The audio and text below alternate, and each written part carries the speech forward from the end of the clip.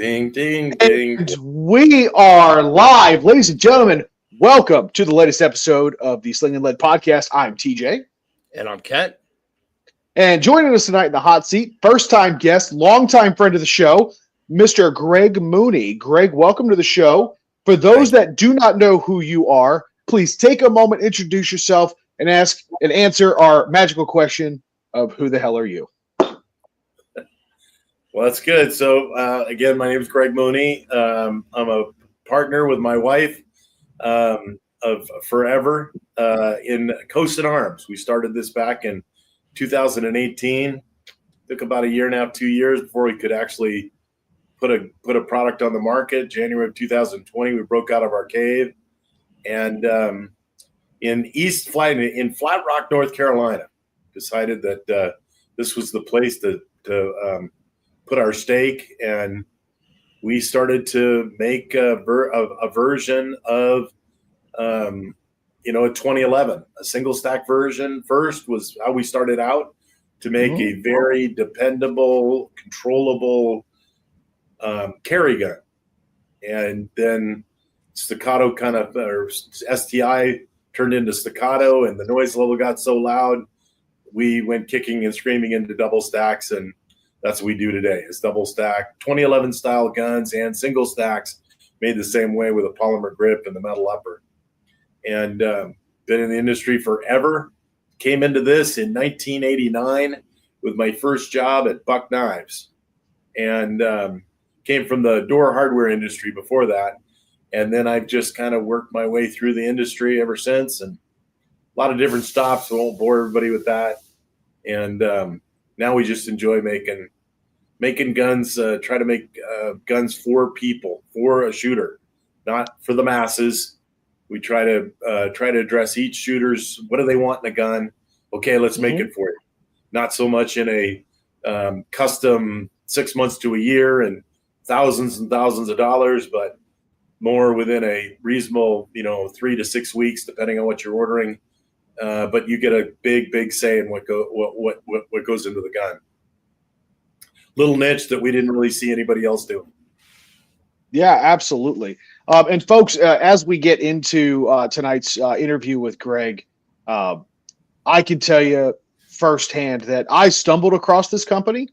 Right, it came across my annual gun purchase, and stumbled across a Cosaint 11. Wait, one of their stop. singles. Stop. What?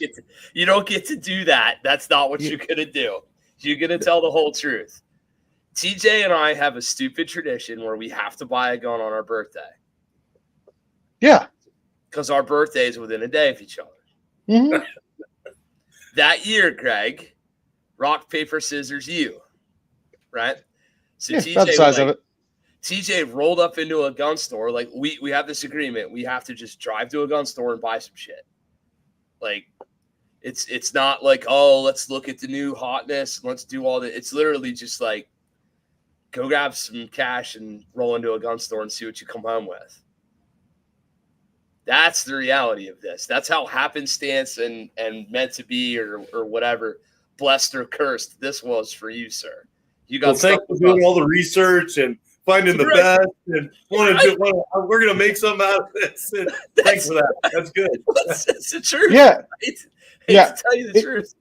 The lack of market knowledge on my part is in no way a reflection of the company that Greg is running. I just literally don't pay attention to shit. But with that being said, I came across your company, and this is an important element to what drew us ultimately, what drew me and ultimately Kent into this friendship that we've been able to form with the Cosaint guys and gals over the years. I purchased that gun, and I had some questions about it. I ultimately ended up reaching out to the company, and one of the things that stood out to me was the level and quality of their customer service. I've been long since been a believer that you can have the best product on the planet. Those of you that know me know that I'm in IT, and I certainly allow this to apply to IT. But you can have the best software, the best product on the planet. If your customer service or your tech support is garbage, not only will I not spend my money with you, but I will actively recommend people do not do business with you, no matter how cool the product is. That being said, though, you guys make a phenomenal product. One that sadly, I think it needs to be championed more, which is definitely one of the motivating factors for us to invite you onto the show and to make this time with you this evening. But I really want that to resonate with people, right? You guys have an awesome product, stellar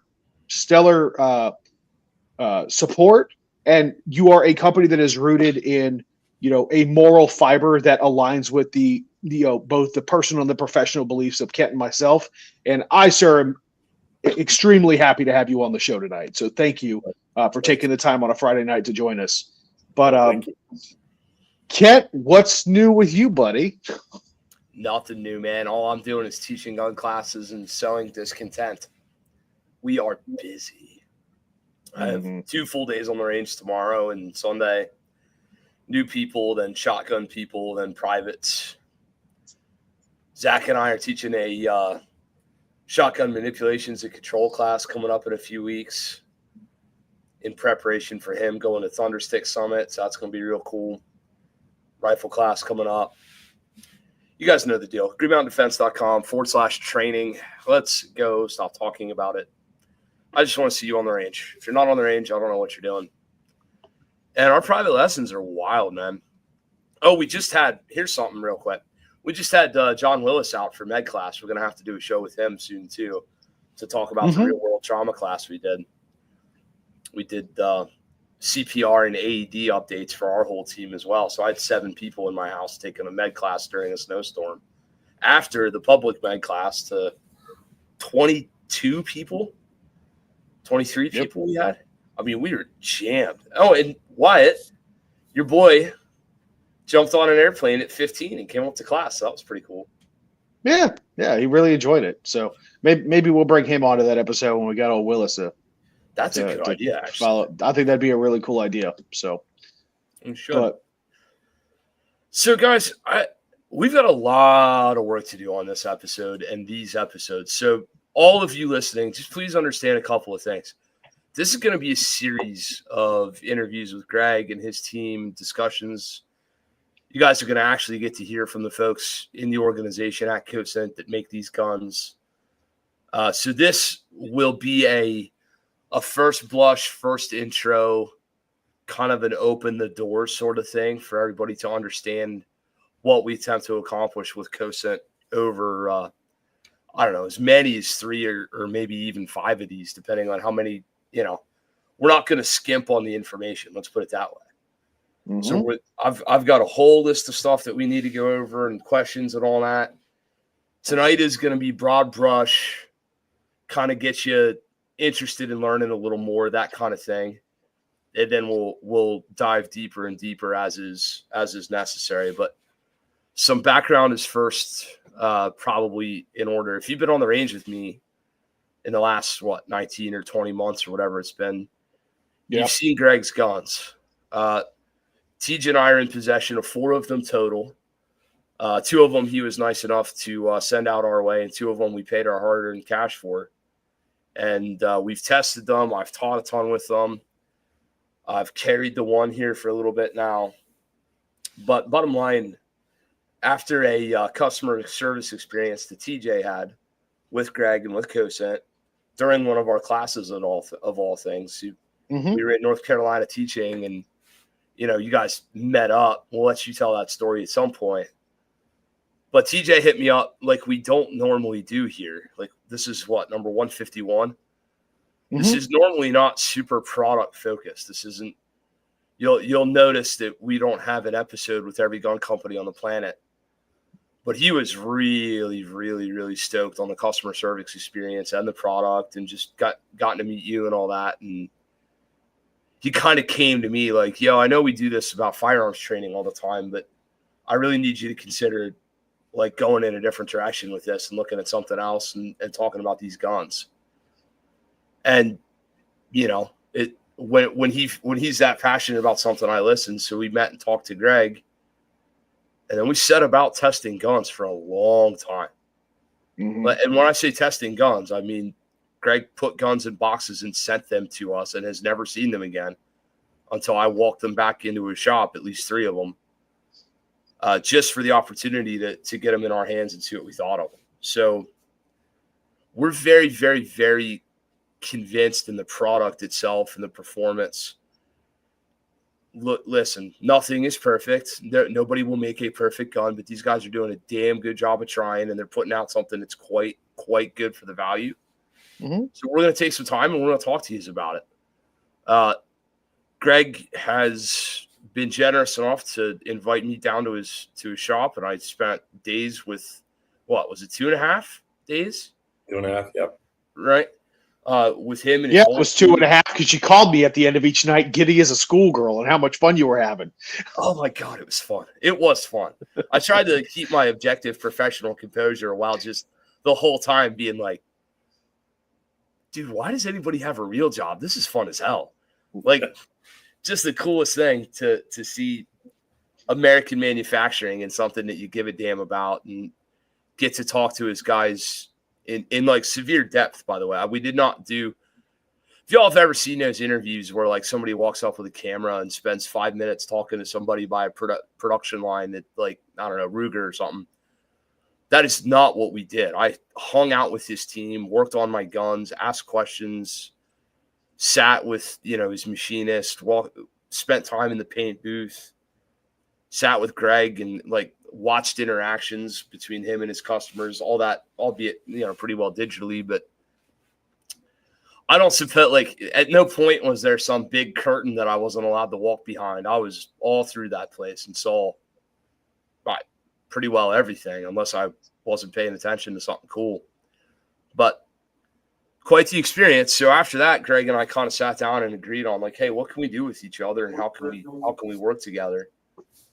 So we're going to give him an opportunity to kind of talk us through the genesis of the company, what it means to him, and where he's going to be taking things, here in the future, and what the product looks like that he's putting out now. So Greg, if you would, you started in 2018. You started with the single stack gun. What got your start, Greg, as an individual in guns at all? You started in buck knives, but how'd you get into guns? So, just historically, I was at buck knives, and then I went to Blunt, which is today's Vista, or now some, Czechoslovakian company owns it. It was RCPS, Spear, Ramline, at that time, Outers, Weaver, and CCI, and then they just started buying companies. I left there and went to Benchmade because it was getting to be, Blunt was becoming just kind of a political massive nightmare, and so I went to Benchmade because of my buck background, and Les Diasis recruited me to come over there and help him take his little startup company and see what they could do to make it a buck knives. So I spent 14 years with Les. It was awesome. And we went from like 8 million to 40 million. And so it was just a fantastic ride, great brand. And I started as VP sales and marketing, ended up as the president. So then I get recruited to go to Benelli USA. And that was a great experience. But, the Italians were really looking for somebody to really turn the lights on, turn the lights off, don't do anything. Just keep things running the way we like them run. And I not come from that. I just come from this Benchmade kind of startup deal where we were, rocking it, from day one. And so, I mean, great brands, the Benelli brand and all the other brands, great experience. But then I got recruited to go to STI, and that's where I start to go deep into, that's handgun world. And then private equity came in and wanted to buy out the ESOP. So pretty much all of us go away because they want to make all their changes. They wanted to rebrand. They didn't want to be STI anymore. And so I ended up, coming out to North Carolina to help a guy with his company. And 5 months into that arrangement, it turns out he doesn't want a CEO either.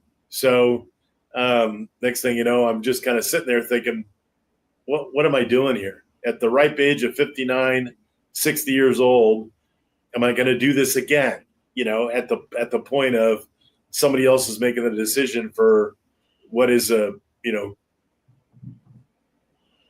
everything's working fine. You know, everything was doing well.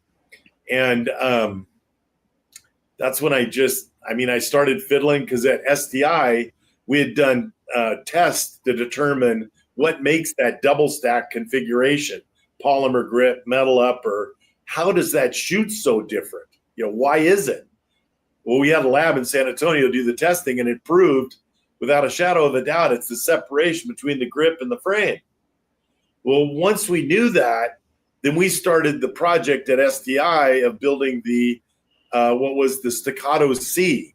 Remember that little single stack they built? Mm-hmm. Well, and in back of my mind, the new guys were too busy rebranding and doing other things. And so I thought, maybe that's what I'll do. Nobody else is doing this, making a single stack carry gun. Maybe I can figure out a way to do that. And so I started working with, got a gunsmith that cut up an old 1911 frame, and I bought another gun to use as my test, comparison. And I started doing that while I'm interviewing for CEO jobs. And finally, I'd interviewed for a CEO job, and I was up till the final. And where it was, I knew my wife would never move there. It just was not a place she was going to live. And so I just came home, and we just said, why don't we just go full steam and see if we can make this gun thing work? And she said, if you think we can do it, let's go ahead and do it. So we weren't going to go back to Texas because of the heat. We couldn't go to Maryland because of gun laws. Couldn't go to Oregon. These are all places we'd live. Can't go to any of those places. Let's just stay here and see if we can make it happen here. And so we started out making that single stack and thinking, let's make a very controlled carry gun that doesn't have muzzle flip, gives people more confidence.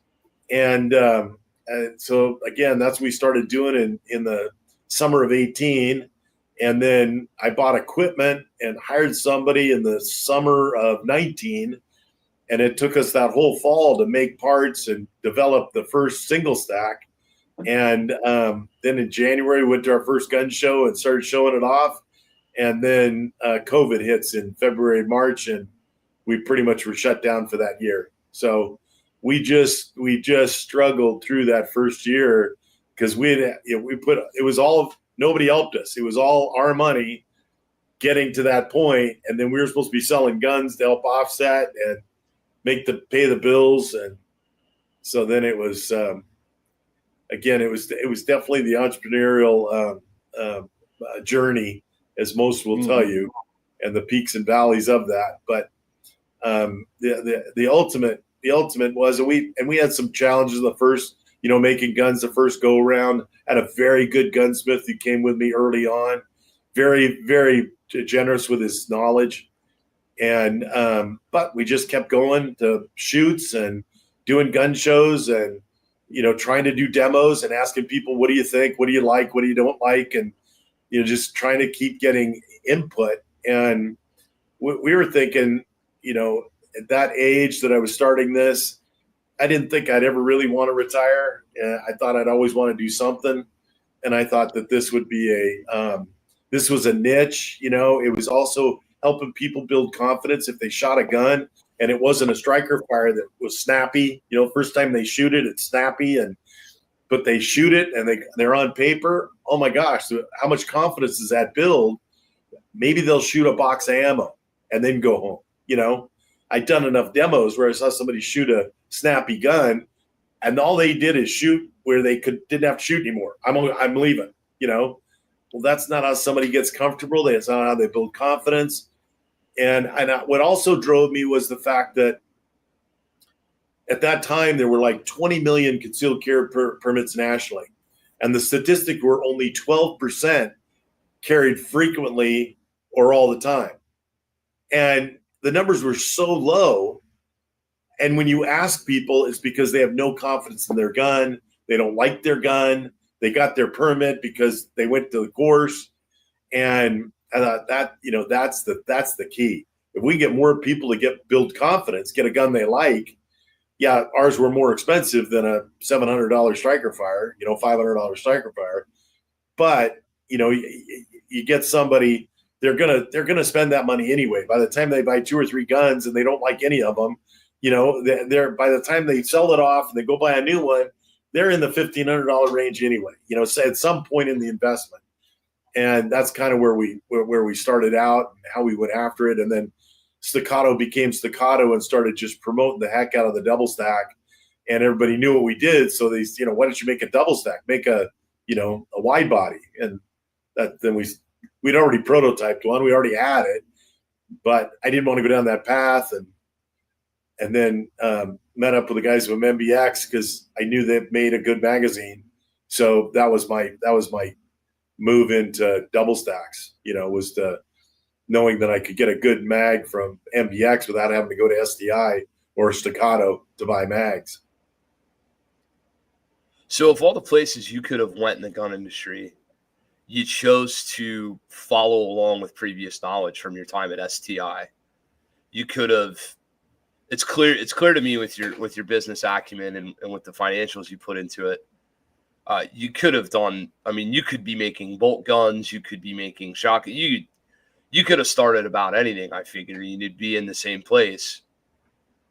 Did you believe in the idea in terms of like a sales and marketing perspective, or was there some like other shiny, what I could do and make a boat of money and go to Brazil or wherever?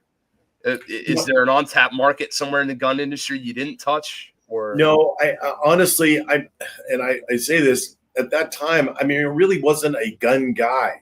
I just saw an opportunity that you shot the double stacks. Okay, you shoot these guns. You know the difference between how they feel and how much better you perform out of the box. I never touched this gun. I shoot 10 rounds. Oh my gosh, this is fantastic. You take a striker fire shooter, give them one of these guns and have them shoot it, their world's changed. We've ruined them for life. That's what I believed in that category, and I thought if you could do it in a single stack, one, I could always get good mags, and we weren't looking to make thousands of guns a month. I was looking to have a nice family business, deliver a good niche product. At the time, STI only built 10,000 double stacks a year. So then you throw on all the custom guys and everybody else. A true 2011 double stack was at the max, call it 15,000 pieces a year out of a 4 million handgun market. Kind of my point. Okay. And so what I was thinking is I could be a small player. I could be up against this behemoth in STI Staccato, and I could pick up the crumbs, do the little niche, build it for you concept, and have a little bit, have a business. And then the world caught up to us, and, the Prodigy, and then all the imports, and because Staccato made so much noise and couldn't deliver the demand, they created such a demand. It was so fast and furious, and all of that was going to come. I knew it was going to come, but I wasn't there to build. If I'd had somebody step up and go, Greg, here's a few $1 million, let's go build a double stack company, boom, we could have built a sub $2,000 very good double stack, had all the equipment, done everything. But that wasn't what I was in it for. I was in it to build a good product, support people with it, and build I wanted to have a really good team around us, so guys that like to do what we do, not somebody who's there just because it's a job, a paycheck, and I've been just super fortunate. Kim and I have been very fortunate to have people around us that just love what we do, and they absolutely can carry the torch, so that kind of came along with it. But I think some of that was just that we thoroughly enjoyed, and I don't know if I said this when you were here, but part of the benefit is talking to each shooter that buys a gun from us, and working through exactly what they want. They get it. So my cell number's on every document. I get text and cell phone calls all the time from people. I had one this morning where a guy goes, "Hey, this is going on with my gun. Is it something I should be worried about?" I send him back a response, just tighten up the take up. Boom, he's right back. He goes, "That nailed it. No problem. It's working great." So I never thought that would be the big positive, and eventually, I don't know, I can't deal with every phone call and everything, but that's still, my hope would be, yes, somebody from here is going to answer that cell phone or answer that phone and go, yeah, what's going on? I know who you are. We sold you that gun, or, and a lot of the people who buy a gun through a retailer will end up calling us, "Hey, I just bought this gun from so-and-so. Can I get a plate?" And we love that because now we know them. They got our number. You have any issues, you need anything, call us, and I like I say, we're not going to make thousands of guns a month. And the idea is we're not going to open up every dealer in the country. I want to open up the dealers where we can service them. And when we can't service them, I don't open any more dealers, So I don't know if that answers the question, but it's mostly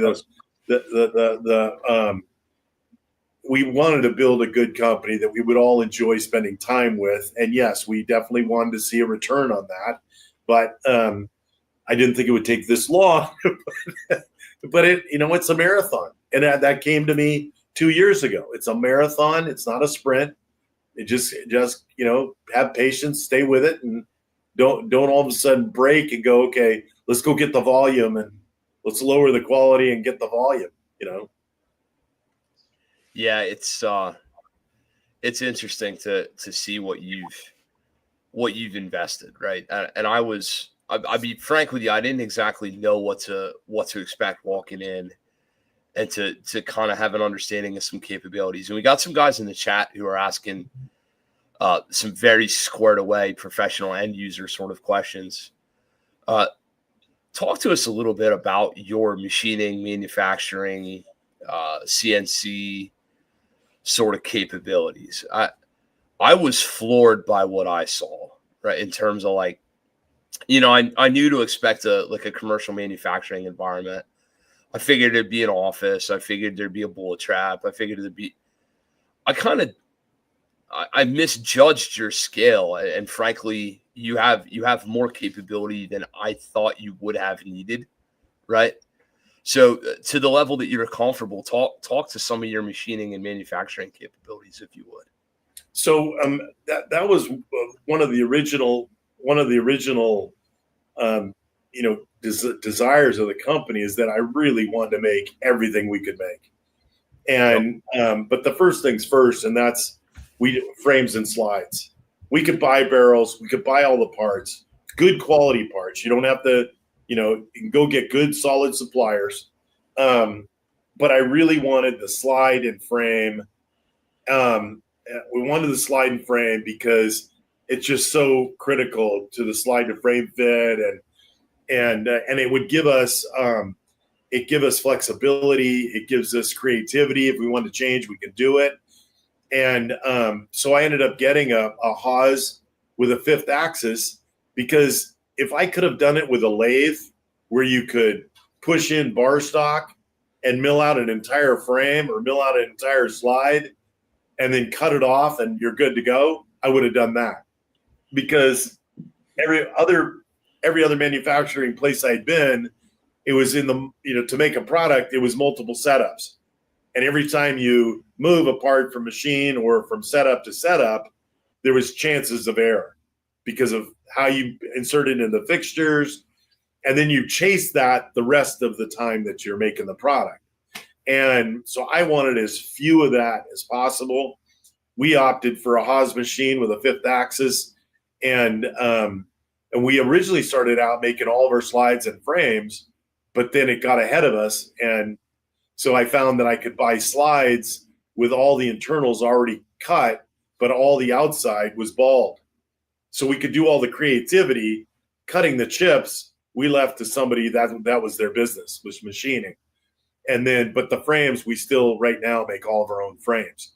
And that way we can do the slide to frame fit much more. We definitely can impact the slide to frame fit. And we only make one size frame, and that we use that for our full dust cover 5-inch all the way down to a 3.5, with a front nose cut. So the idea there is that we reduce the amount of inventory we got to have. Same thing with commander slides. We cut commander slides down to be compacts, so that again we have commander and full size slides in all calibers, and then adjust based on what we're making. So that the beauty of having the mill is that our flexibility, we can adjust. We're only within one cycle of making an adjustment to a product, and that's made a huge impact on our slide design, our slide capability, offering creativity and flexibility.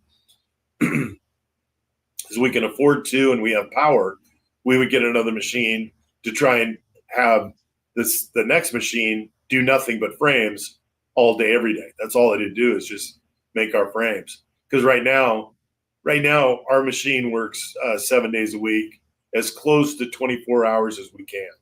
As one of us will come in and change over parts. And that's keeping us up in our volume.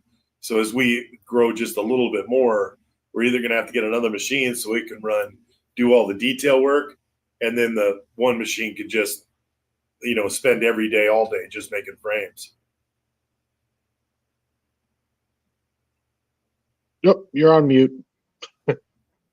My bad. I always do that once a show. It was pretty interesting to see.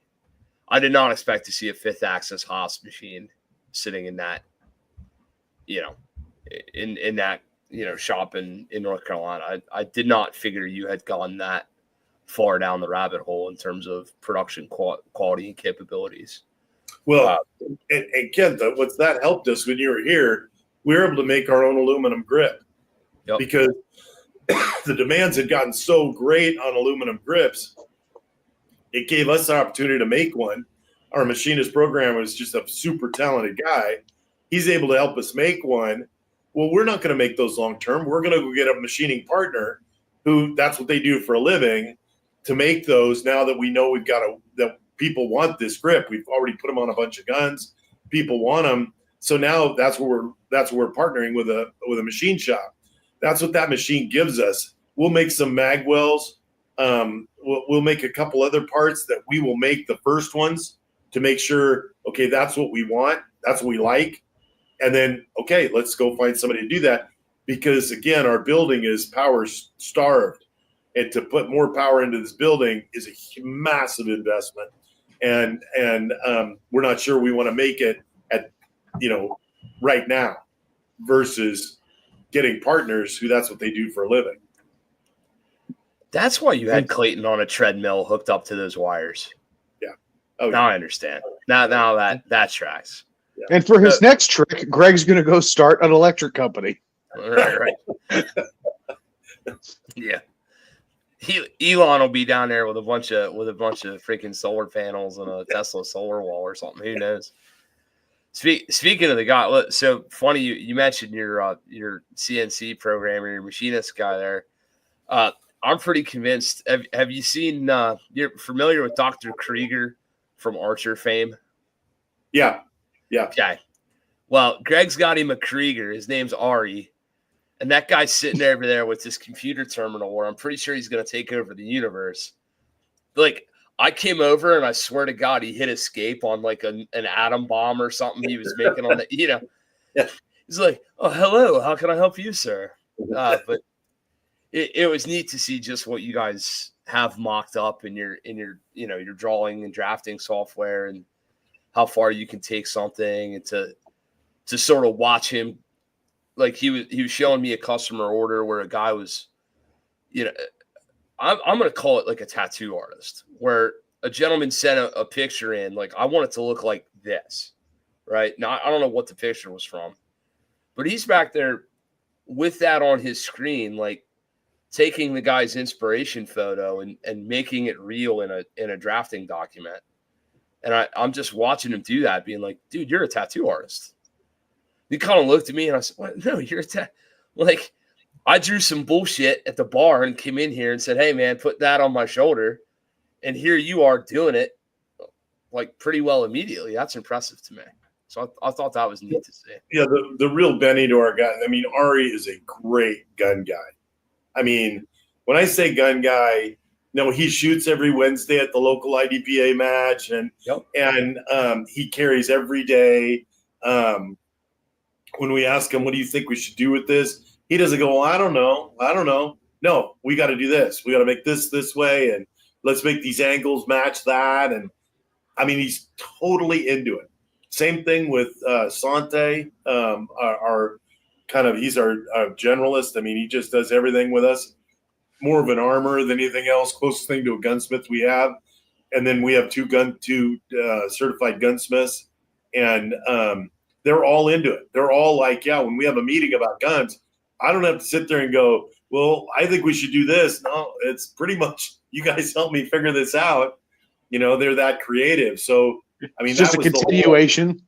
It's just every meeting's a continuation of the last meeting because everyone's so focused on the conversation, so invested in the process. That's awesome, dude.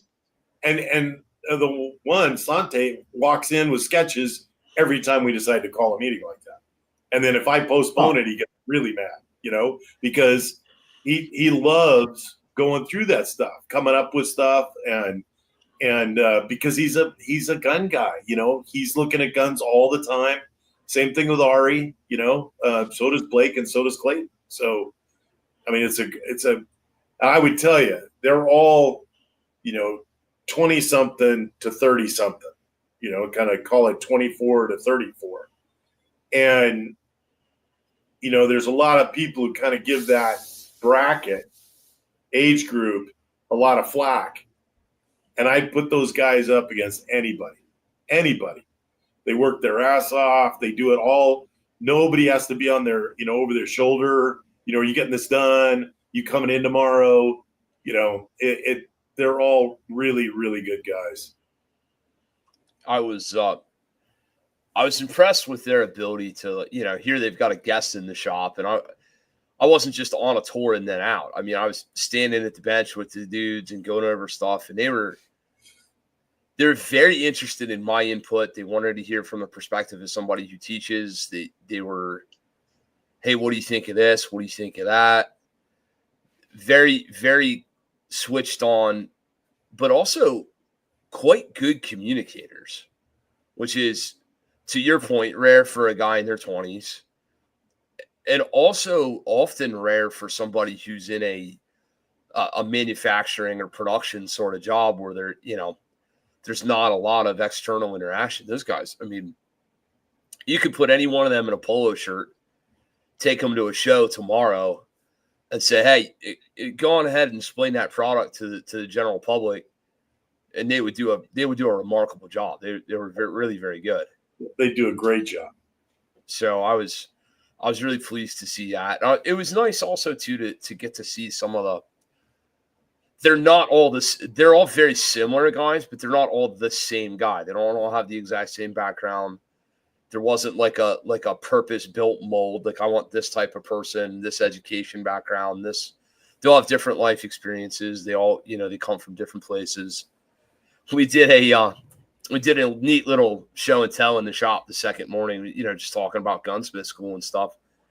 And here comes Clayton with this bag of guns he brought into the shop, having nothing to do with Cosaint at all. He's got like a 42-inch freaking barreled revolver for some dumb reason and all this. He's like showing me his gunsmith school projects, just straight up like, you want to see some cool shit I built? I'm like, yeah, I do. Yeah, 100% I do. Yes, I do. He's like, he gets this revolver out. He's like, I feel like this shouldn't exist, but at the same time, it does because I made it. I'm like, yes, this is really neat. That is such a Krieger statement. That's what I mean. It's the whole thing had a very like Krieger vibe. So like, not that button. You release the sex robots. The what? Right. Yeah. I can only imagine what you guys could produce in that place. But there were some comments here earlier asking about like in-house versus not in-house, what's made in North Carolina versus what's not. So To be clear, I'll answer a few of these. They're not, Cosaint is not importing guns that came from Turkey or Czechoslovakia or some other place. That a Cosaint gun is coming in the back door of North Carolina and leaving the front door with definitely some part sourcing. Like they're not making every part in house. I don't know any who really is, other than a few. They're absolutely machining slides and grips. Greg just went over the fact that he's now started to kind of hybrid do on those slides a little bit.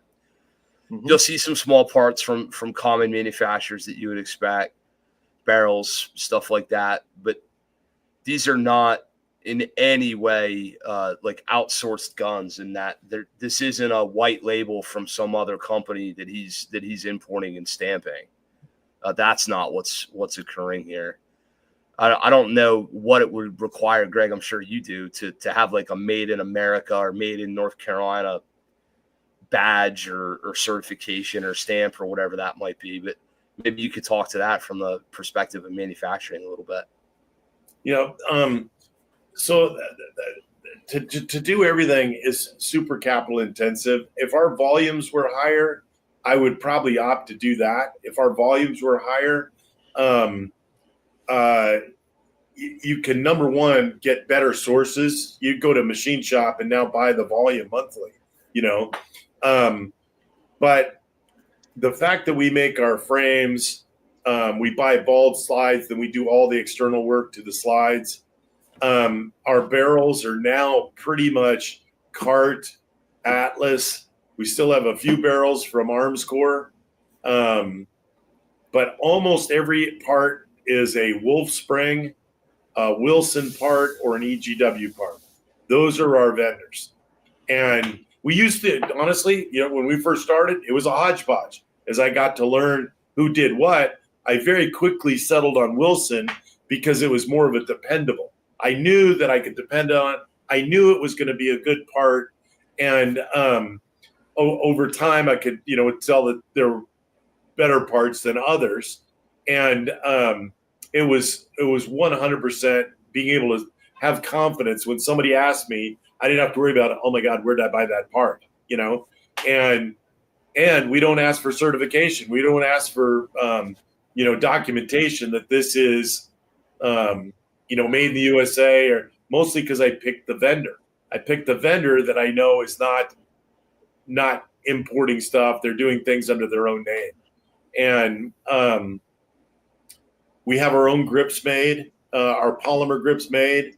They're printed through a technology by HP, which is turned out to be one of the best grips out on the market. They don't break. They are super shock absorbent and very good in chemical resistance. Having the new aluminum grip has been a huge deal for us. And by knowing that we're having them made, by picking the machine shops, because of our relationships, we could get that grip made pretty much in a heartbeat if we went to a foreign supplier, and it'd be cheap as hell. But we just don't want to go. We just don't want to go down that path. And I really like, if I could, I'd have every part made in this building. If I could afford to do it, I just can't afford to do it yet. Are there places where it seems to me some stuff's so good that like it'd be really hard to do any better than what's already out there? Or am I off base on that? A good example is the Sling'N disconnector. I mean, for half of our stuff, we use the Sling'N disconnector and hammer combination from Wilson. But then to go up a notch, we use that EGW set, and that EGW set is just lights out. I mean, it is clearly different. And, to do that on your own, you definitely have to have wire EDM. You have to have some technology that, honestly, I can buy a good part and I pay premium price. But it's kind of like saying, it used to be years ago that people would buy Nike, everything would be Nike, Mhm. and then everything would be Adidas. I'm just using those examples. Hey, the And- 90s wars were real, Greg. The 90s wars were real. The 90s wars were real, okay? Yeah. But then what happened was people started to go, no, I'm going to get, this is the best shoe. This is the best, running shorts. These are the best, glasses. So that they were the best of the best. And honestly, when we first started out, that's why I used MBX mags. MBX mags, I couldn't, there was nobody, I could buy Checkmate mags back then. But MBX mags are, $125 retail. But they helped me when I put that MBX at the bottom of that double stack. That was, people could have a little bit of confidence. Well, at least he's using MBX mags, And so because we didn't have the following, we didn't have enough guns out there yet. I tried to piggyback the best brands I could to say, why recreate it from a no-name company?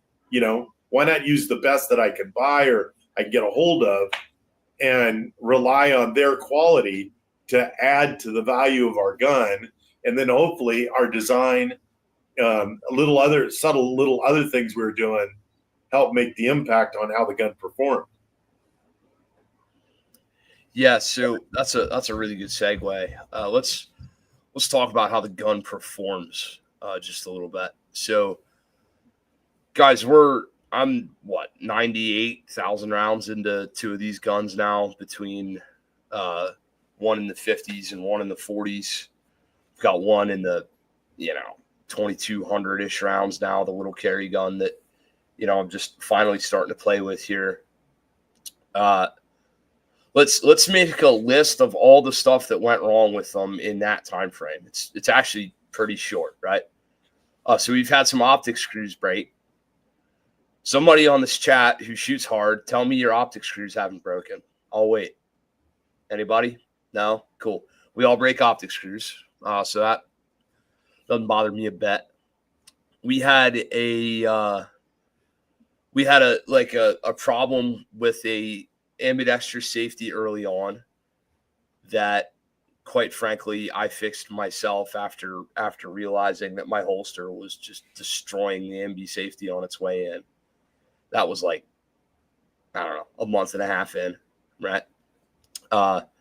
Safari Land was just riding the shit out of that safety, and those things sort of happen.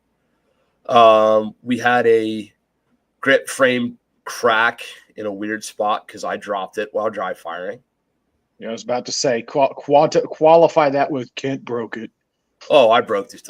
Listen, dude, dry firing on concrete. Welcome to indoor ranges in Pennsylvania. That's where your life lives sometimes. Yeah, he kented the frame. You kented it.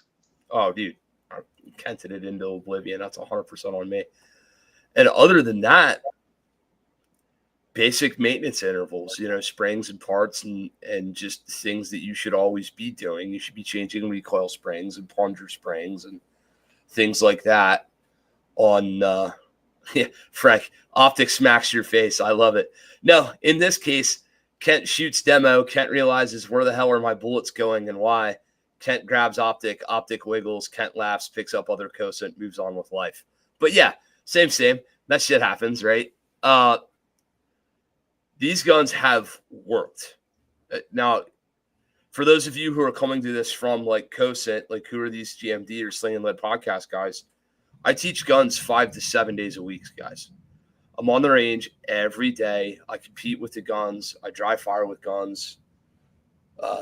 I decided that I would kind of step out of my striker fire universe, and if I was going to give this a shot and work with these guys, I was going to do it. And I did it. Cosaint Arms converted me to double stack 2011 guns. That's as easy as it is to say. I don't even have anybody else's in these safes over here. That's not true. I have one 1911 that I had to work on, but that wasn't for me. Guys, I can't say enough good things about the performance on the guns. I had a very interesting experience, however, taking the guns back to Cosaint to get looked at. I asked Blake and Clayton specifically to rate the build quality on the guns. I said, guys, tell me what you think of these guns. I asked the guys to give me a 1 to 10 scale. I got a 7 and an 8.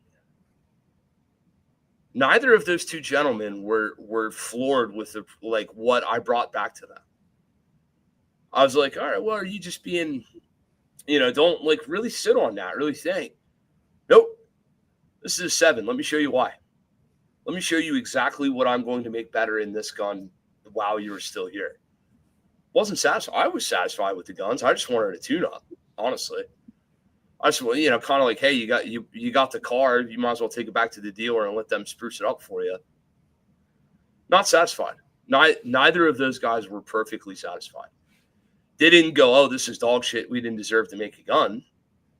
But they both had a level of you know what? We could have done better with this. Now, in total fairness, it might not have even been them. And in one case, I'm certain neither of them touched the one gun. But point being, here we have a gun that's performing, and we have the guys in the shop going, yeah, cool. Now tell me what you think. If that's not the kind of an association I want to have, I don't know what is. I've never taught a 10 gun class. I'll let you know. I'll let you guys know when I hit it out of the park and I do it perfect. I haven't done it yet. So it was really kind of cool to see that same mentality. And we had a conversation a little bit about how many hands these guns are touching, how many folks are learning through these tools. These are my primary teaching tools. Green Mountain Defense does have, on occasion, folks who use these guns, or use their guns, I should say, for real, right? It's a sobering reality of being a firearms training company. People actually use guns for real sometimes. It's a very, very, very real possibility that one of these guns taught a lesson that's going to get used. I'm on sort of a streak right now where that hasn't happened in some time to me. I hope that's because I'm getting better at helping people figure out how to avoid problems in the first place. But there will be a student who got their lessons and got their education from me with these guns in their hands. It was with these guns in my hands, I should say. It was very, very interesting to see that both of the builder guys or the gunsmith guys not only immediately got that, but were sort of jazzed up by the idea. That was, frankly, that was really, really encouraging. I've done career changing things with these guns, right? I achieved my master rating with Range Master with a Cosaint gun. I went and shot somebody else's courses of fire and somebody else's, whole school. So I achieved that with a Cosaint gun, and have won matches, have placed very highly in competitions, have done some very good things with these guns in my hands, and we're sort of just getting started here. So this coming season and this coming year, it'll be my third season in a row coming in on these guns. I'm pretty squared away on them now, so they shoot tight at precision and accuracy. You guys know me for 25-yard B8s and my consequences drill and all that stuff, that we shoot in our classes. These guns shoot tight at distance. They shoot very flat, very, very, very, very quick. They have been very reliable, not perfectly reliable. There's no such thing. That's a lie. Quite frankly, especially not when you're running 15-cent a round reloads because you're still running a firearms training company, and you have to. My ammo budget would be wild if I didn't manufacture my own ammo down here. So all ammo on a budget. Yeah, dude. You guys, the camera angle doesn't show the reloading machines back there right now, but that's what's happening here to feed these guns like that. So they've been run quite hard, and to see their performance and to see how they're still stacking up is pretty impressive. I had an idea in my head as a striker fire guy, as a Glock shooter, a highly custom Glock shooter. I'll give it that, right? I don't shoot a $500 striker gun. I shoot a $2,500 striker gun, which, people need to realize when you kind of start working at performance. I'll tell you what, I had this idea that I was going to be, with a 2011 or 1911 pattern gun, every 3 or every 5,000 rounds, I was going to be doing major repair work and always having a gun down and always having a tinker and all. Well, what do you hear, Greg? Like, I know you're laughing because you knew, but people tell you, no, man, every 5,000 rounds, that gun's going to be back at the shop or something. Greg's had his hands on, I broke the shit out of the one he got back, but other than that, he only saw all those guns back when I walked them back in through his door. So it should speak as a really good testament to these guns as hard use tools. They are just that. My experience in reliability was no better, but also no worse than that of any hard use Glock. Like, I was running Glocks to where it was like every year and a half or so, I was swapping out Glock barrels and stuff. Same for me there. I can't say the same thing with the Walther Striker Fires or any of the other guns that you guys all know I tested. Not because I think they'd do any better, just because I've never put 100,000 rounds through a Walther or through anything else. But Glocks for damn sure. And these guns are running just like those Glocks do.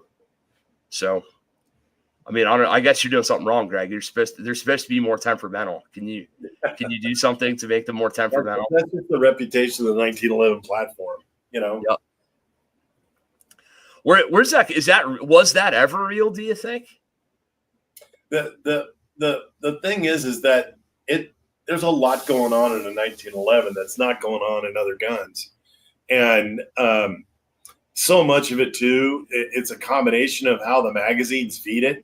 So you got to it's got to be a really good and the right ammo. Not every gun loves every single ammo. Throw any ammo in any gun, and it's going to all work the same. And that's a misnomer too.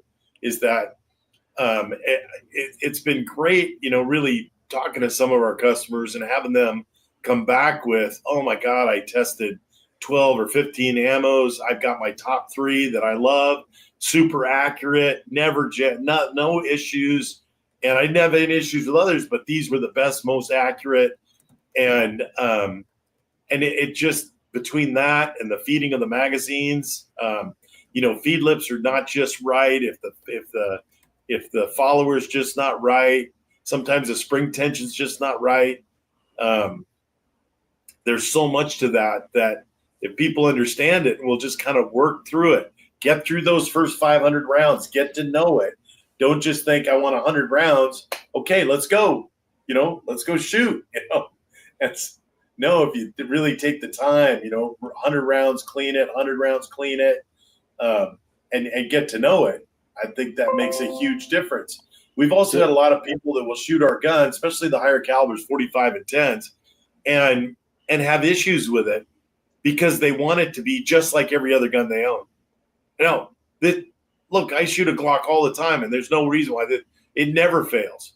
That's different than a 45, compact or a 45, Commander in a 1911. Mm-hmm. Because all of the space between the breech face and the chamber, that's all the same. Doesn't matter whether it's a 9mm or a 10mm.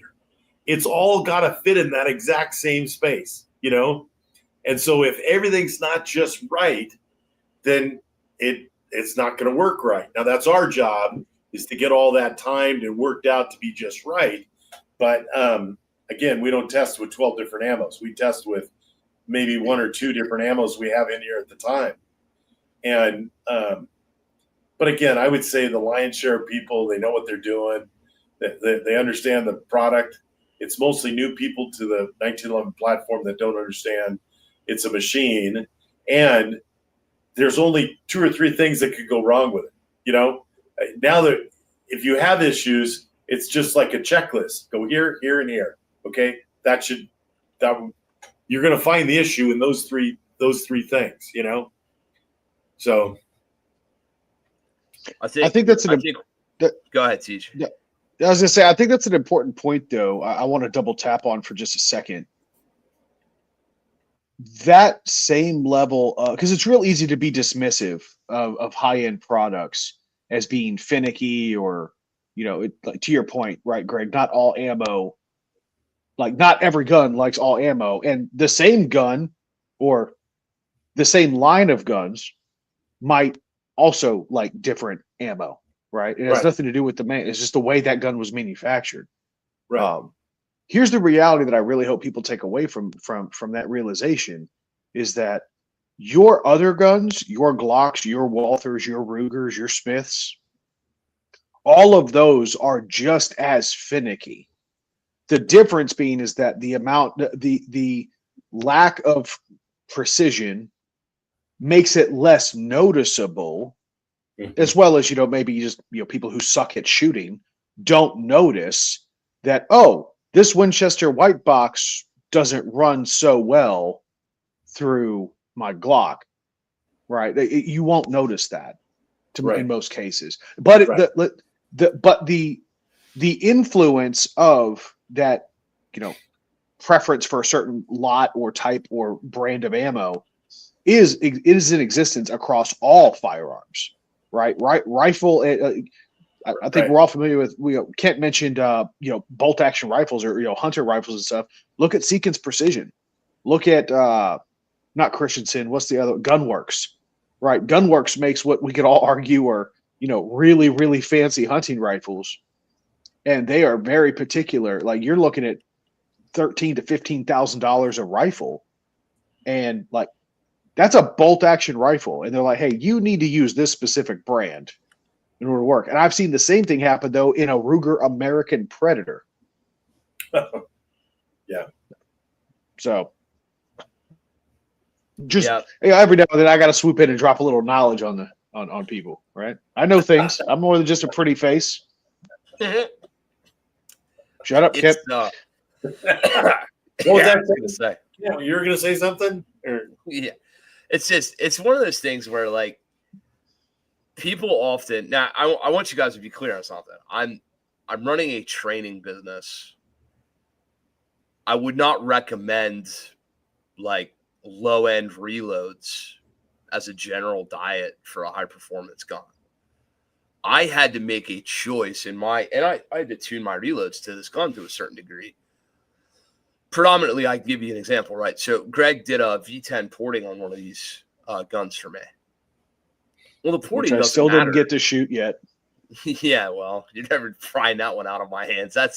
I will die with that gun. I swear to God, it's my favorite. It is my favorite. So you forgot your keys on purpose then, huh? Yeah, exactly. That's right. Yeah, I definitely changed to freaking padlock or coded locks after that fiasco. That was annoying as shit. Anyway, I had to tune those reloads to that gun because I said, there's no point in having porting if we don't have enough gas for the porting to benefit, kind of help out a little bit. So you do have to pay attention with that. But I run 147 grain or 124 grain for reloads for a reason, just to have a little more snot in these guns. I run shorter overall length than normal. I run a little higher pressure than normal. And I'm actually kind of liking running a Magnum pistol primer. Now, go talk to my lawyer about the free reloading advice I'm giving you out on the internet. Like, go to your own load data, go check your own publishing, get yourself a shelf full of them freaking reloading books and learn for yourself. But I'm telling you right now, you can load decent ammo that'll run these guns, and you can still do it for cheap for now. If you're not that guy, don't try to be that guy. Just go out and buy quality ammo. Quality ammo, the way we have to make this decision these days is, one, we have to be able to shoot the gun well enough to know the difference. The social medias have kind of ruined this for us because these guys are out and they're just mag dumping through guns on camera. And if the gun runs 20 rounds of that, oh, it likes it, move on. What the fuck do you mean it? Wait a minute. What do you mean it likes it? Just because it runs it doesn't mean it likes it. I would like you to shoot some groups I'd like you to shoot some actual time drills. I'd like you to measure your own splits. I'd like get some level of actual professional input on this before you just say this gun does or doesn't like this ammo. Right? Yeah, all the shit that we've covered in the last 150 episodes. Yeah, that's episode 1 through 150, by the way. Jump in and listen to any of those. That was a nice summary of Yeah, we really could have done a shitload less work, TJ. It turns out I just covered it in 5 minutes. Yeah, but nobody would have known who we are. Like you got to get a chance to know us as people. God willing. But I find it funny because a guy will say, "Wow, this ammo doesn't shoot very accurately." All right, define that for me. And we're 15 yards away at the plate rack at West Shore, and my man dings one into the lower freaking left side of the plate, and I'm like, okay, that's not what I mean when I say that. Let's put a paper target up. Let's go to the 25-yard line. Let's shoot a slow fire group, and let's score it against the freaking X-ray. If you don't have the capability to do that with a gun at all, then you don't have the capability to evaluate this gun and this ammo combination. That's not real. You, the end user, have more to do with whether this works or not than this thing you bought from Greg or from anybody else. What the tool does is it gives you the opportunity to kind of round off some of those edges, and it gives you the most mechanical advantages to do that as well as you possibly can rep to rep. You're not buying a wide berth of performance. You're buying small advantages in repeatability and consistency that will eventually stack up over time, sort of like tolerances do in a gun, except they'll be to your advantage this time. But if you can't run the thing at all to start with, you can't calling up the manufacturer and saying, hey, this doesn't shoot accurately, or it doesn't, buddy, what are you talking about? How could you possibly know that? You're not the end user that's qualified to make that judgment statement.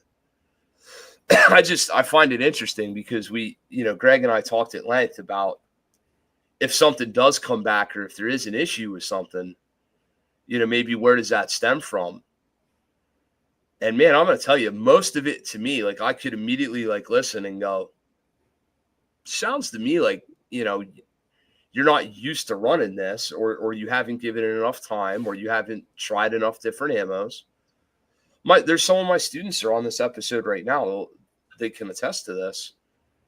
I recommend folks go out and buy 5 or 6 different brands of ammo for their guns.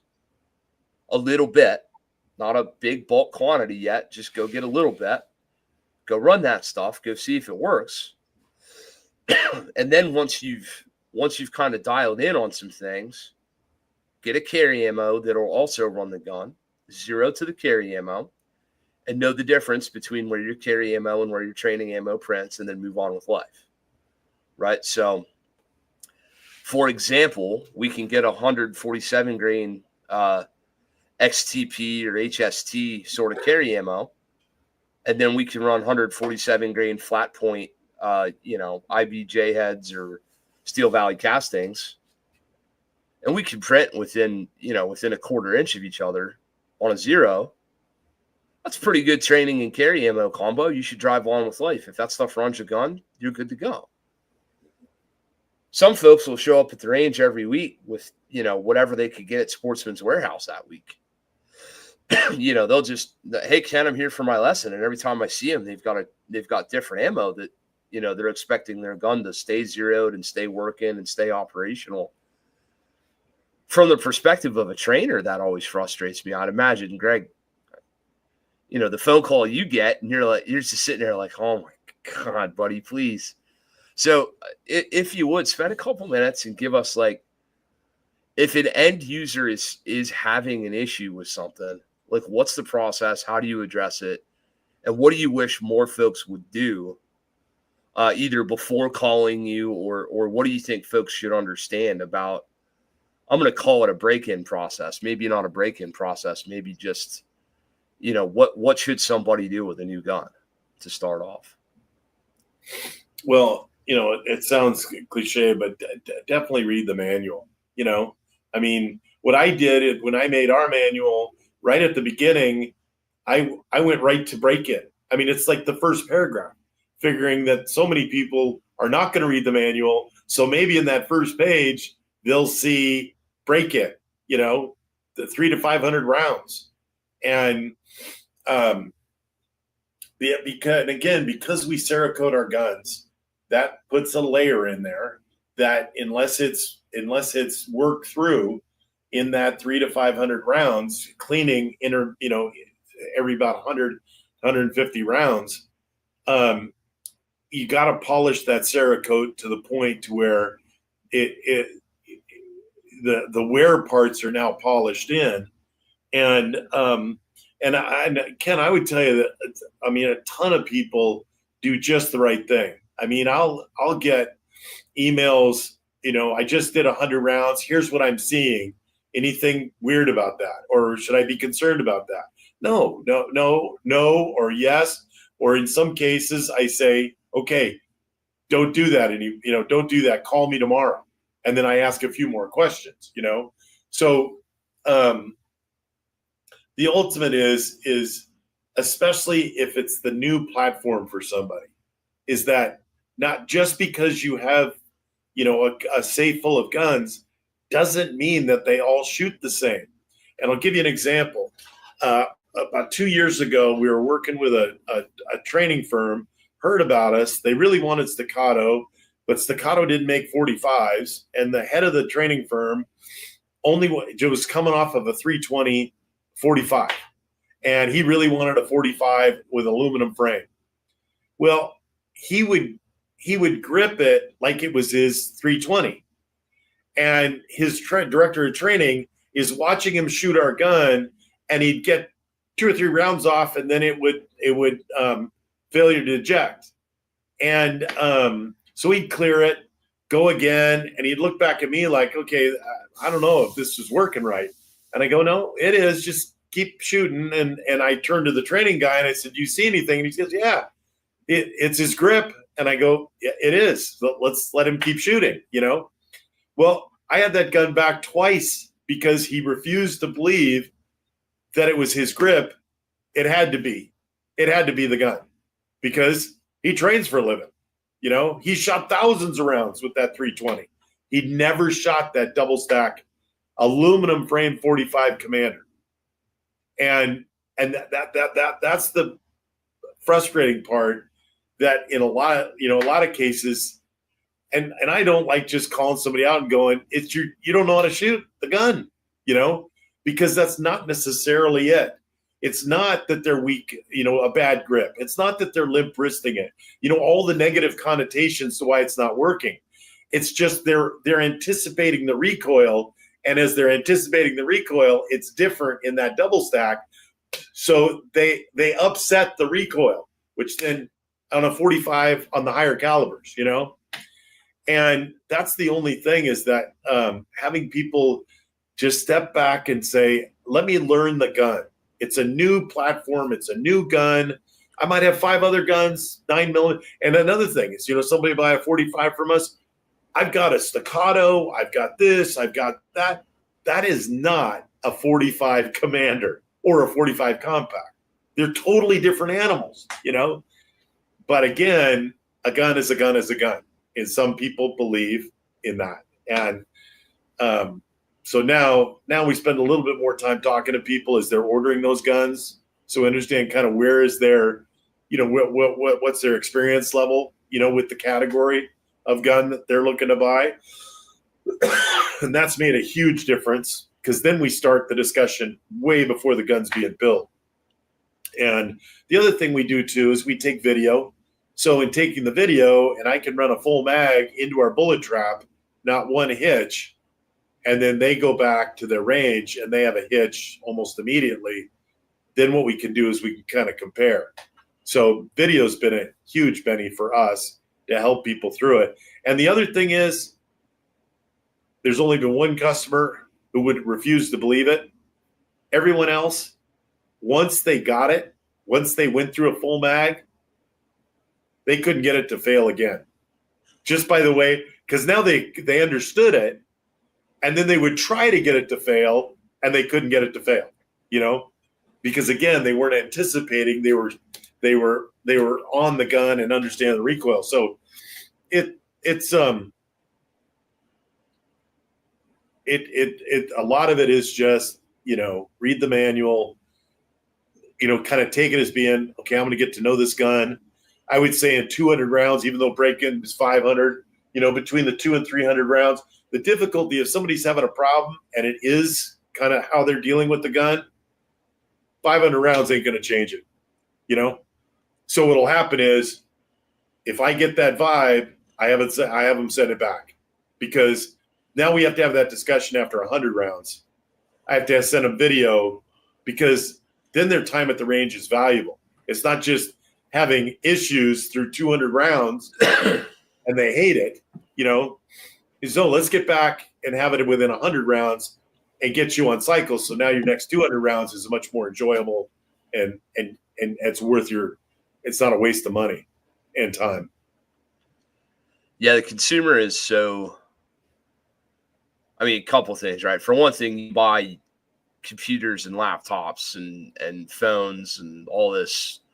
People buy all kinds of things, and their first thought immediately is like, man, I hope I don't have any problems with this thing. Like, I just want this thing to work. Like, all I want is this thing to do. It's fucking what it's supposed to. I want it to, you went out and bought a shiny new webcam today, right? And then what'd you do? You had to sit in your office for a minute and fiddle around with it, make sure you could get it to work the way it was supposed to and do all the things. And here you got to go on a YouTube video and watch some, snot-nosed kid teach you how to run a camera and do all this stuff. Like, the consumer expects, because, frankly, we do such a good job with everything we do, 98% of the shit you buy works. Yeah. Right, whatever it is, I don't care what it is. Your truck, your Jeep, all your stuff, your reloading machines, your exercise equipment, whatever you buy generally works. When you make an investment, and Greg, your guns are an investment. You guys do not make cheap shenanigans. Right. And for whatever reason, that investment piece, that thing that you were so, and Lord knows they're jazzed up, because my God, they've talked to you how many times now, and they've been on your website, and they've been on the Instagram, and they're waiting and like they're refreshing, going, oh, did it ship yet? Oh, did it ship yet? Oh, did the guy email me? Oh, did I hear anything? Come on, man. Half the time you buy some of it, like a fully custom gun from another manufacturer, you'd be waiting 14 months or something like that. Greg's got you waiting 6 to 10 weeks or whatever it might be, God forbid, and you're like, come on, Black. And you get it in your hands, and what do you, kids freaking basketball practice? Nah, I'm going to the range. And by the way, there's a thing going around on the internet, you might be a gun dummy. If you miss your kid's basketball practice to go shoot your new Cosaint, you might be a gun dummy. Go to basketball practice, then go to the range. Right. Trust me. But, here he goes. He's got to go try his new gun. If there's any perceived malfeasance at all, if there's anything not worth, if there's the slightest imperfection, and it's just immediately like a negative spiral people get themselves into. Mm-hmm. I've seen it with students on the range with holsters and gear and magazines and optics. They come with this expectation, and if something met 99.9% of their expectation and it missed on that 0.1, they have this immediate negative reaction. And the thing is, guys, the longer you've done this at any kind of volume or any kind of professional level,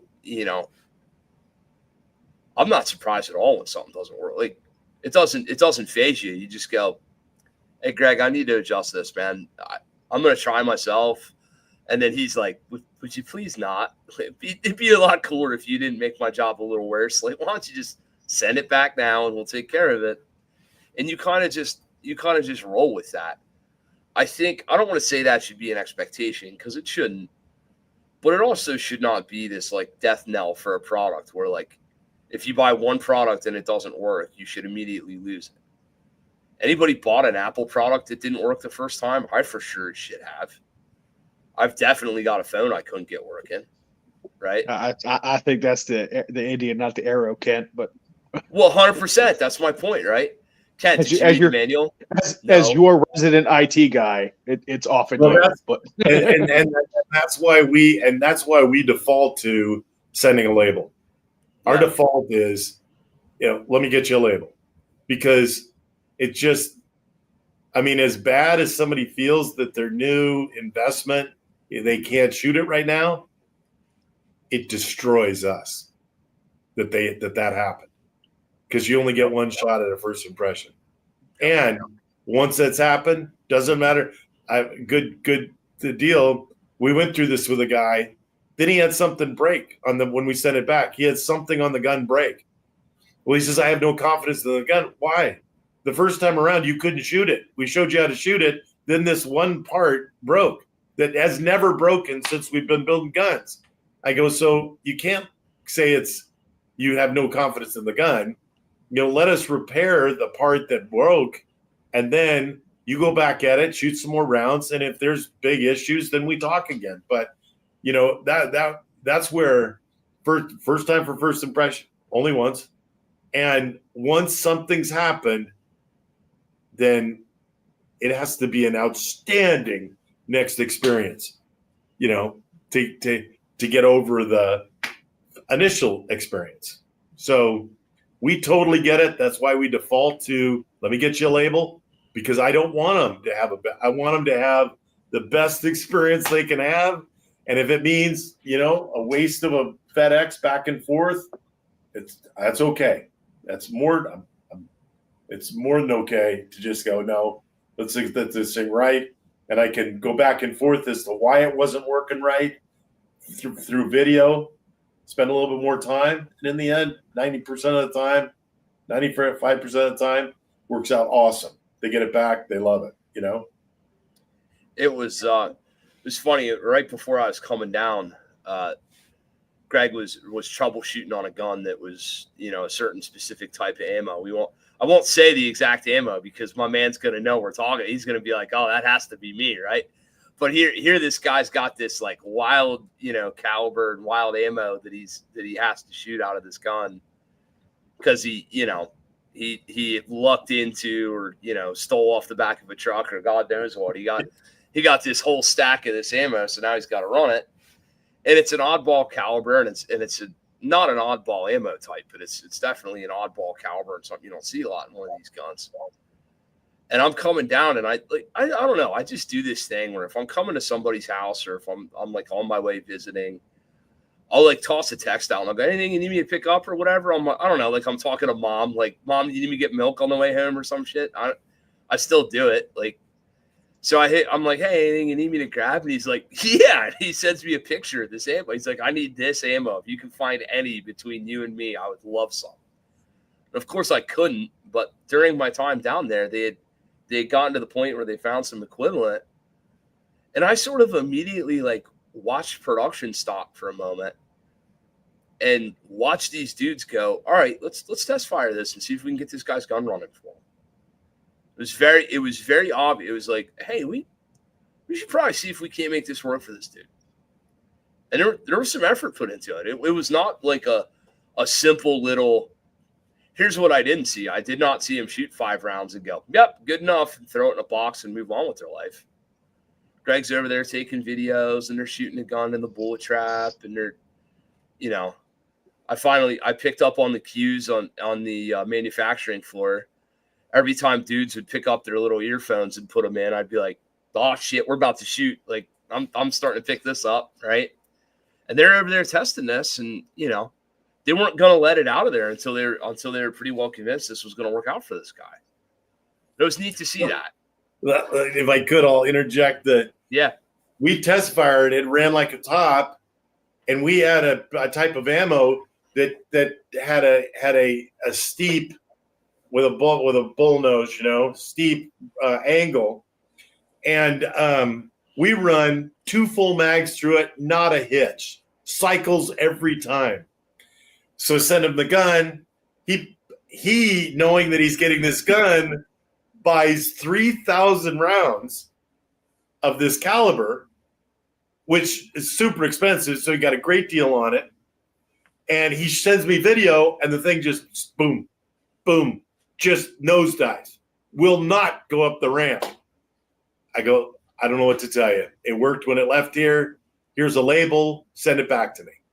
So he sends it back, and he sends me 2 boxes so that we can try it. Sure enough, we load it up, put it in, boom, boom. So then we look at the 2 rounds, and his has got this really, I guess it was a wider angle to it. So when it hit the ramp, it had no ramp to, no angle to get up into the chamber. And so it was like, oh my gosh, so we go through his ammo, adjusting the ramp to make sure that his ammo will work. I buy 2 other kinds of ammo. They all feed like crazy. I can't find his ammo because we run out of it. So I call him and he goes, well, I'm leaving for 2 weeks for the holidays. Keep it and let's see what happens when I get back.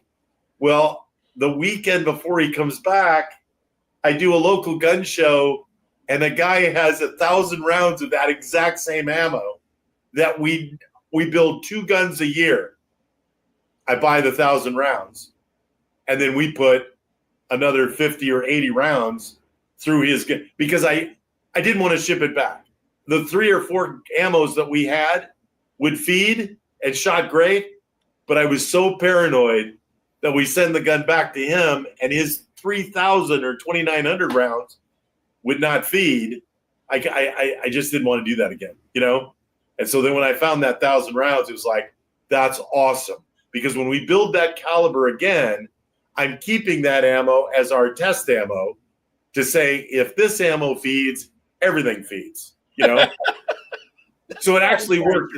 It actually worked out in the end because, if we'd been able to get it to ship, he loved it. Okay, fine. Well, I wouldn't go buy that ammo, But now it's the best ammo we can have because we'll make that caliber again. It's a unique caliber and it's an awesome caliber. But yeah, thanks for telling that story. It was a nice little holiday issue to deal with. Well, it's pretty interesting to watch. I could have sworn we had an agreement that the only time you were going to make oddball calibers from here in the future was for me and TJ, and then you were going to shut the line down, and it was only 9 mil from here out. I could have sworn that's what you said at some point at the Mexican restaurant at dinner. Yeah. I thought that's the temptation is to get out of these wild calibers and just do what everybody else does and make a 9mm. I mean, speaking of, I've had an urge to take a 450 Bushmaster parent cartridge and neck that thing down to 357 and put a 147 grains 9mm bullet in it just to see what would happen. I also have a Krieger. TJ does some wild redneck science every once in a while. Greg, one of these days we'll get you introduced to a guy by the name of Cam. Old Cam actually invented his own rifle cartridge. Cameron Hayes. The Cheetah. Yes, his Cam invented the 6mm Cheetah because he got tired of shooting does in the face with every other caliber in existence, and he just had to shoot a doe in the face with something with his own name on it. Nice. So originally this 6mm Hayes, and now it's the Cheetah. So, yeah, that one of these days, get a Wildcat cartridge manufacturer and you two together, take you out for tacos, and next thing you know, there'll be some shenanigans in a 2011. I can only imagine. But I think for tonight, what we should probably do for a wrap up here, and then again, we're not done, guys. We're by no means done for the guests and for everybody else. I think we should kind of talk just a little bit about product offerings and what it the buying experience through Cosaint. Like we've got guys now here in the chat. We've got more than one guy. Hey, what's their website? Hey, what's the ordering process like? How do I get a hold of one of these guns? I went ahead and told them about our secret discount code. GMD15 will get you 15% more than it originally cost. So if you go ahead and do that, Greg will put 15% off the top. So if you guys want to use that discount code, it's live. So go ahead and go on his website, try that shit and see what happens. But you guys, when you buy a gun from Greg, there's some stuff you should understand. So for one, the website is a menu I would say Greg has a build sheet, but you will have, if you buy a Cosaint gun, I don't know, I don't know, boutique bespoke suit or something. Like what's a good way to like put an analogy on that? Like what's the buying process for you it's guys? definitely a menu, drop downs on every category, and it's within our realm, within our batch of options. So it's not the world's open, and some people would, it's a little bit of the Cheesecake Factory that there's too many options, but it really depends on where you are in your buying process. We've got some base guns we call duty, but most everybody goes through our builder, which means you just, you pick out the size of the gun and the type of frame you want and caliber. And, from there, it's pretty simple. Ambi or single side, safeties, you want it optic prepped or optic ready. But the ultimate is really just contacting us, through our website or info@cosaintarms.com. And, we've got a spec sheet. We email a spec sheet out. You just check off everything. It tells you what everything costs. And so you can kind of get an idea of what you're speccing and how it's adding to the cost. And that we do, if somebody buys a gun, I wake up in the morning and a gun has been purchased on our website, I send that spec sheet. I fill it out, I send it out, and then we have an email conversation to make sure this is what you were looking for in your gun. And I would tell you 50% of the time I send that out and somebody makes a change. They cancel something or they add a feature or something. And then, and so for us, that's awesome. That's the whole purpose, is to make sure we're on the same page before we start building it. And you get a chance to make sure and then talk to me about, I didn't know what you meant that there.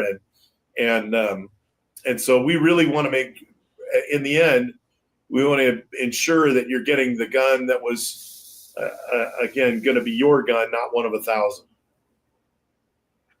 Yeah, it was an interesting experience for me to buy like that, for sure. It really kind of opened your eyes to some stuff. Like I'm sitting there like, oh, I didn't realize that would have been an option, or I didn't, I still don't fully have my head wrapped around all the all the various opportunities and options and different configurations that a person could really use. I'm super visual, and I mean, frankly, it was really, really neat to be down there and have you just go, what do you think of that one? What do you think of that one? Like that for me is really the best way. So a couple things, in closing here, guys. For one, a few of you've hit me up in text and on chat. Like, we've been teaching with these guns this whole time, y'all. So hit us up. If you want to get your hands on one of these and you're going to be near me, or you'd like to meet me at the range or do something, you guys know how to find me. I'll be more than happy to let you demo any of the three that I've got in my possession. I've got a full-size V10 ported gun with a polymer grip. I've got a full-size newly customized aluminum grip, no porting. And I've got the original single stack that they brought to market. All three of those guns are all set up, 0 dots on them.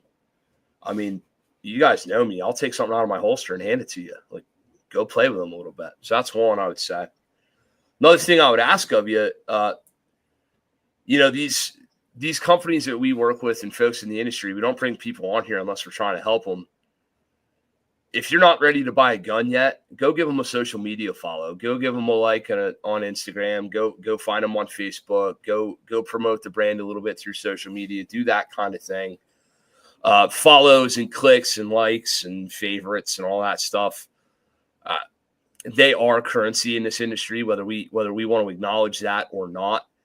And just something as simple as helping somebody, kind of get over that social media hump means an awful lot. So for all y'all, watching live, we appreciate your input in the chat. And for the big pile of you that's going to hear this later on audio, please go take that little extra effort and go do that. And then, lastly, just kind of be willing to give a product a shot. It's interesting how much noise and how much hype there is in the gun community right now. Like, there's every 5 minutes somebody's got some new whiz bang latest and greatest thing that's out there. And I'm going to tell you what, I'm very happy with the product that's in my hands. And there's both a lot of innovation in it, and then at the same time, it's just a known, tried and true good that they've just done a real. There's no whiz bang proprietary craziness going on here. There's definitely some capabilities they have that others don't. Not everybody can print you up an aluminum grip frame on the spot. That's pretty wild. Print's probably not the right term, but you guys get my gist anyway. But in terms of like, they didn't reinvent the wheel with a 10 millimeter lever gun that's fed on AK mags or some, crazy shenanigans. Like this is a double stack or a single stack gun that's largely been the same for decades. So it is kind of cool to see that companies are still putting it out. That's kind of what I have to say in terms of the product. In future episodes, we're going to delve into the individuals that are part of the company. We're actually going to get Blake Clayton, Ari Santi. We're going to get the guys from the shop on. I should point out, like, this is a family-operated, family-owned business. Miss Kim was amazingly hospitable and nice to get to meet. Seems like kind of a thing in the gun industry. We all outkick our coverage when it comes to spouses. I know at least Totally. I know at least 3 of us for sure on this podcast in the gun industry outkicked our coverage in the spouse department. So that was obviously neat to see. But I really enjoyed the fellowship of getting to hang with these guys in the shop. I really got to know the people behind this product. And that's ultimately why you're sitting here listening to a podcast on this. So I hope you guys took some information away. I hope you learned something.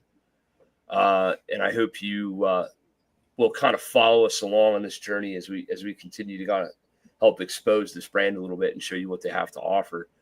Greg, in closing to this, do you have anything? You got any last thing that you want everybody to hear, or something you wanted to make sure you got out?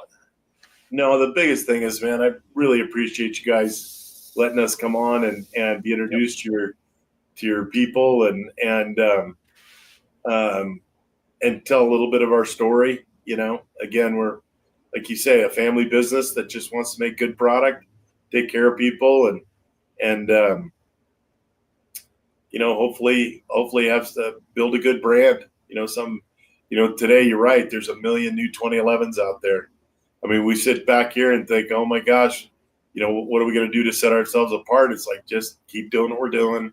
Let's do the right thing, bring out some new stuff, new innovation, and let everybody else kind of, buzz around, buzz. So with SHOT Show ending right, this afternoon, I'm sure will be a lot more noise next week, but I think it was a good decision for us to not go. Our customers are still calling us all week. We really don't sell the trade, so it worked out good for us. Awesome, man. Well, we'll have you back in future soon episodes. We gotta, like I was talking, we really want to kind of get a package of this stuff put together and complete a series on you guys. That'd be great.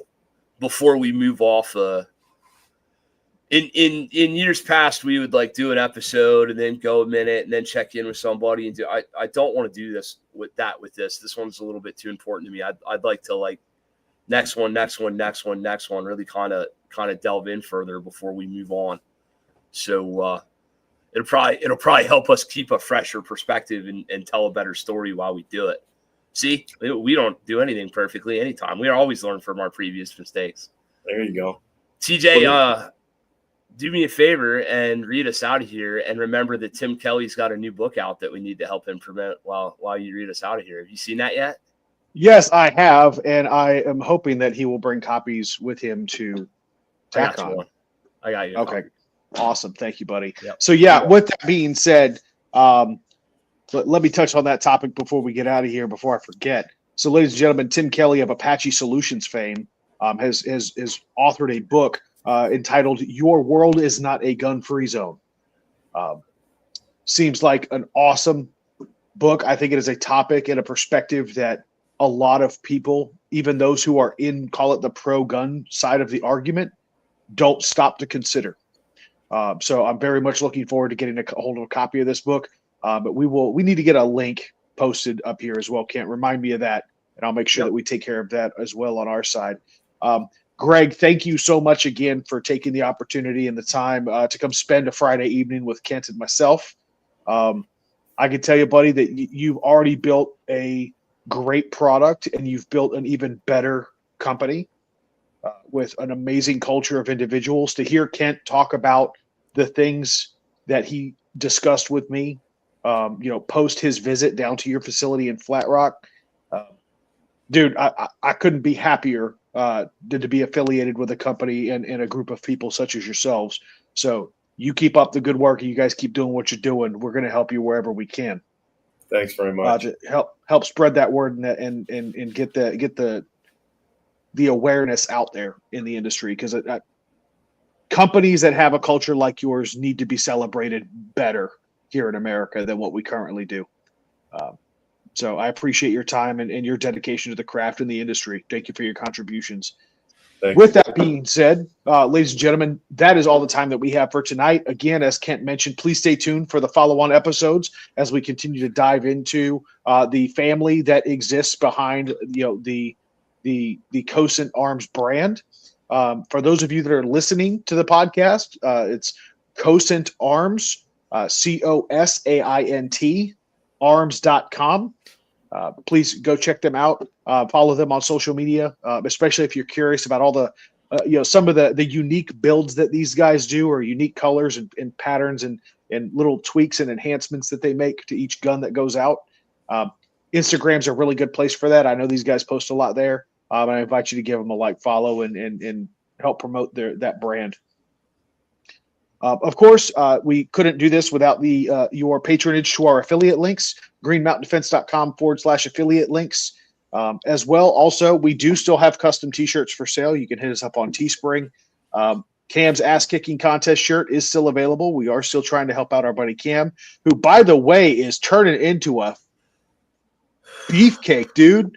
He is bulking. He's a monster. Turns out all you got to do is lose a leg and half an arm in a motorcycle wreck, and then you turn into a world-class bodybuilder. Go figure. Yeah, imagine that. Imagine that. But Cam, if you're listening to this, buddy, know that we love you and we're thinking about you, and we're rooting for you. With that, greenmountaindefense.com/training for all the upcoming classes and hostings that Kent's got going on and that he will be attending. And we are looking forward to seeing some of you guys at TACON this year at the Dallas Pistol Club. Once again, here at the end of March. Yep, last weekend in March, we'll be out there. And yeah, buddy, I think that's going to be a good time. With all that in mind, again, that's it for this week. Thank you all for your continued support of the Sling'N Led podcast. That is it. Until we see each other again, God bless you all. Take care of each other. Get out and shoot. Bye, everybody. Appreciate you. Good night.